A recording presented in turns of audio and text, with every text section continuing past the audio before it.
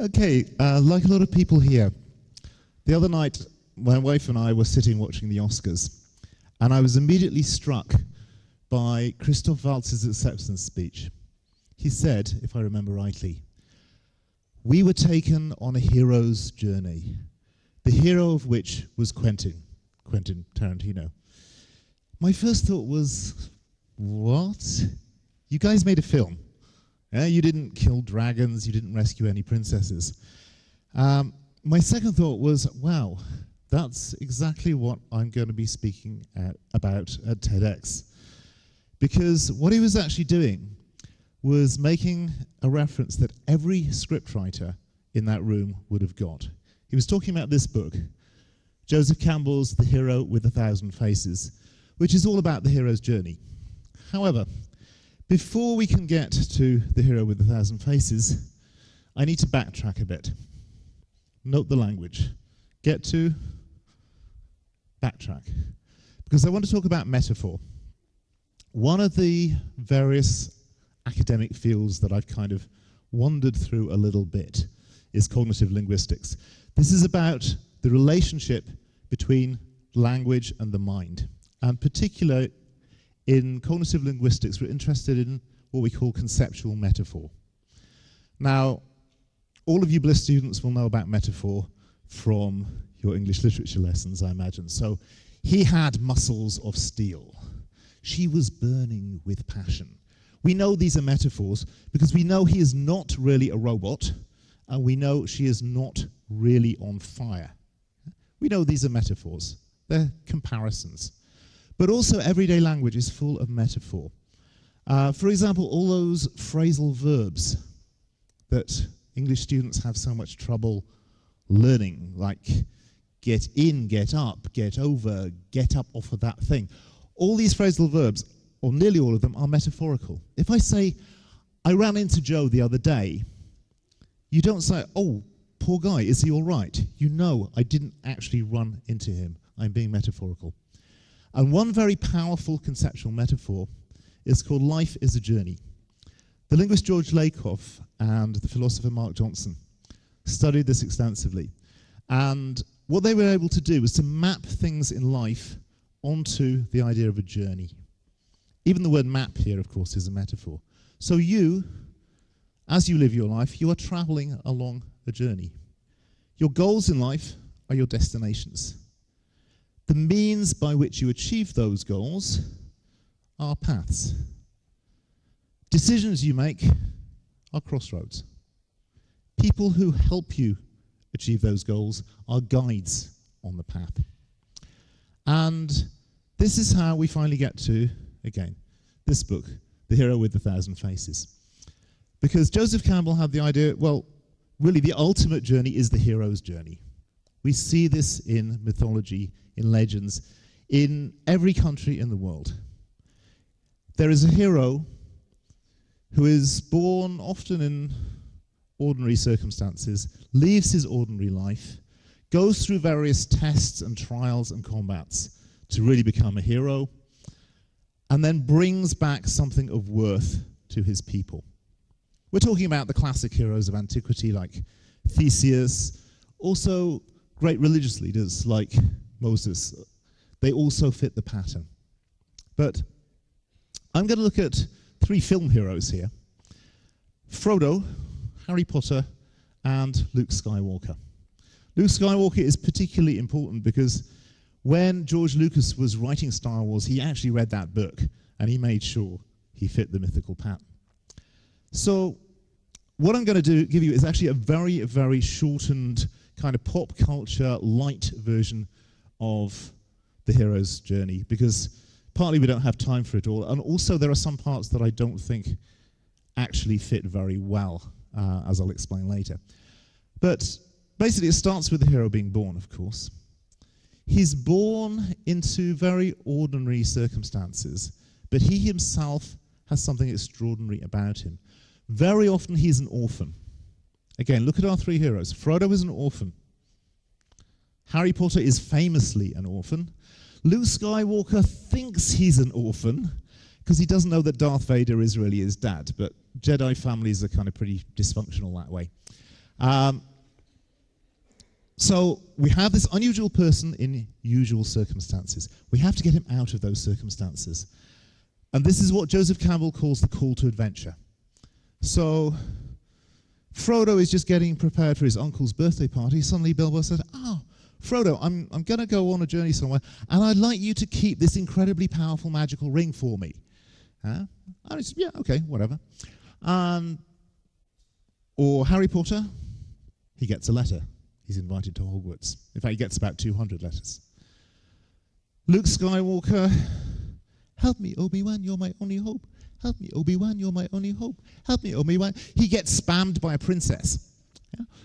So they're all called to adventure, often by a character that Campbell calls the herald. The herald was the person in the Middle Ages who blew the trumpet and said, "Da-da-da, the king is coming."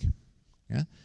In everyday life, it's like having Steve Jobs give a talk at your graduation ceremony or something. It's saying, "Come on, let's have an adventure." Here, the heralds are Bilbo, Hagrid, and R2-D2. Funnily enough, though, the hero often doesn't say, "Oh, goody, let's go on an adventure." There is a refusal of the call. Yeah, so Frodo, being a very sensible hobbit, just says to Gandalf, "Look, you take the ring. I'm not interested." Harry doesn't refuse himself, but his stepfather tries to prevent him going. And Luke kind of mumbles, "Oh yeah, I have to get the harvest in, and I want to go to the Space Academy, and I'm studying for the university entrance exams." Yeah, all these kind of things that prevent you from going on your journey. Sometimes there's a little push even to get the hero to go on his journey. Having your village burnt and your entire family massacred will do the trick, but there are gentler methods as well. So the hero is also often aided by a mentor. In Frodo's case, his mentor is Gandalf. Harry has Dumbledore, who is basically Gandalf with a kind of knot in his beard. And Luke is a rather slow learner. He has two mentors, Obi-Wan and Yoda. This is also because basically every Star Wars film tells the same story. So together with the mentor, they cross the threshold, the gateway into the land of adventure.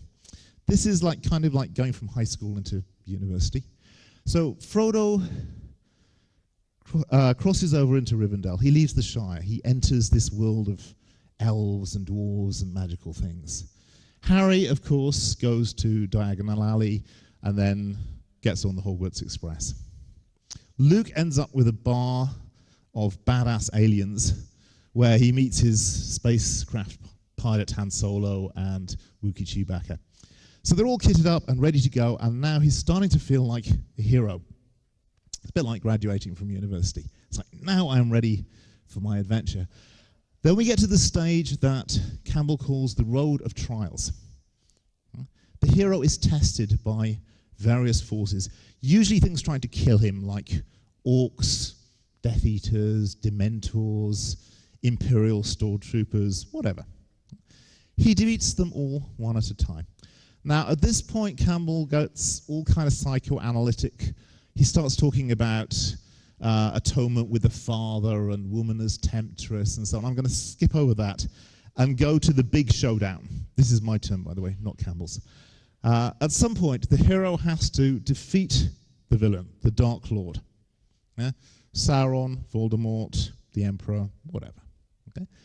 And at this point, he may sometimes get a prize. The prize could be a load of treasure, a magic sword, a princess, something he can bring back home.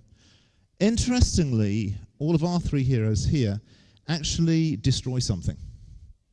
Frodo throws the ring into Mount Doom. Harry Potter destroys a whole sequences of Horcruxes, kind of ending with himself. And Luke Skywalker famously destroys the Death Star, then another Death Star, then a power plant, and so on. He just destroys stuff. Then finally the stage that Campbell calls return. Obviously the hero goes home.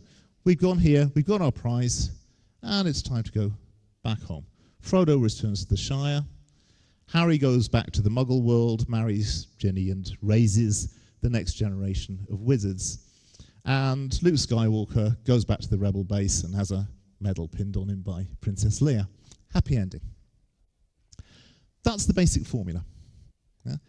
And it's incredibly popular. I've looked at fantasy because it's most obvious in fantasy, but you see it everywhere. You see the mentor figure, for example, in Kung Fu films a lot. There's some brash little American kid, goes to the Far East, meets this wise old man, trains him to kill people in interesting ways and be a good person while he's doing it. Okay. So this is the most extreme case of life as a journey, as a metaphor. And it's not a bad metaphor. If your life does actually follow that, it's actually brilliant. But it does have some problems. One of them is that it can distort our perception of reality because we want events to be like the stories. This is why there are far more films about World War II than about World War I. World War II fits the pattern. We've got a Dark Lord, Hitler. There's a big battle, there's a showdown, and then everybody goes home. World War I, nobody really knows why we did it. It's like we just kind of fell into World War I and it was terrible and everybody came back psychologically traumatized. Another example, Braveheart. A stirring tale of rebellion based on historical events. Except it's about as based on historical events as The Lord of the Rings is. It's won awards for being the most inaccurate historical film ever, although I think actually Junaid Arkin should get that award. I can't list all the inaccuracies in Braveheart, that would take me like well over my time, but just one. In the film, William Wallace is this humble Scottish peasant. All he wants to do is live in his mud hut with his beautiful wife and his sheep and get on with his life. And then the evil English come and slaughter everybody, and he is thrust into being a hero, just like Luke Skywalker is. In fact, William Wallace was a Norman knight. He was born in Scotland, that part is true.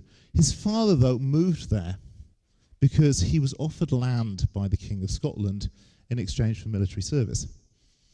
Before that, he was hanging out in Wales, which is where the name Wallace comes from. Also, his native tongue was probably not Scottish, or even Mel Gibson's kind of Scottish-Australian English. It was almost certainly French, because that's what aristocrats spoke in those times. The King of England at the time was also speaking French. These facts get ignored because really they don't fit the myth. So one problem with the myth then, or the metaphor, is that it distorts our view of the world. The other problem, I think, is when we apply it to our own lives, we can set ourselves unreasonably high expectations and become fixated on just doing one thing. The hero in the hero's journey has one goal, one quest. Destroy the ring, defeat Voldemort, bring back the old republic.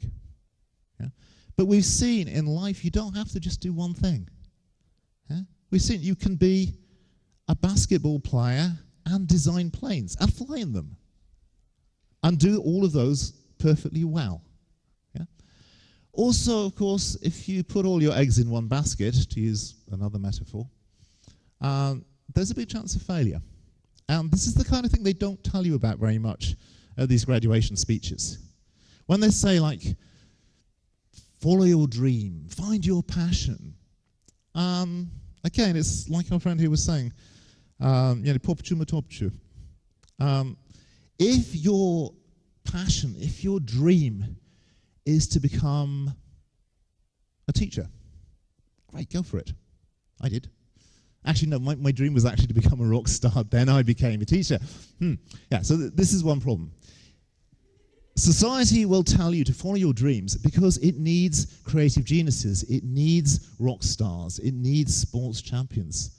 But it doesn't care how many dreams get broken along the way. Yeah? So while I would say, yeah, follow your dreams, have a few more dreams in reserve. Yeah? You're not Frodo, most of us. Yeah, the 95% we talked about, we're Sam. Yeah? Sure. Go on the hero's journey. Do all these things, finish university, fly a plane, play basketball, blow glass, do whatever you like. But remember, this isn't your job. This isn't something you have to do to save the world. Yeah? The world is fine. It's getting on with its own life. You get on with your life, because in fact, life isn't a journey. Life, in the immortal words of Opus, life is life. Just go ahead and live it. Thank you.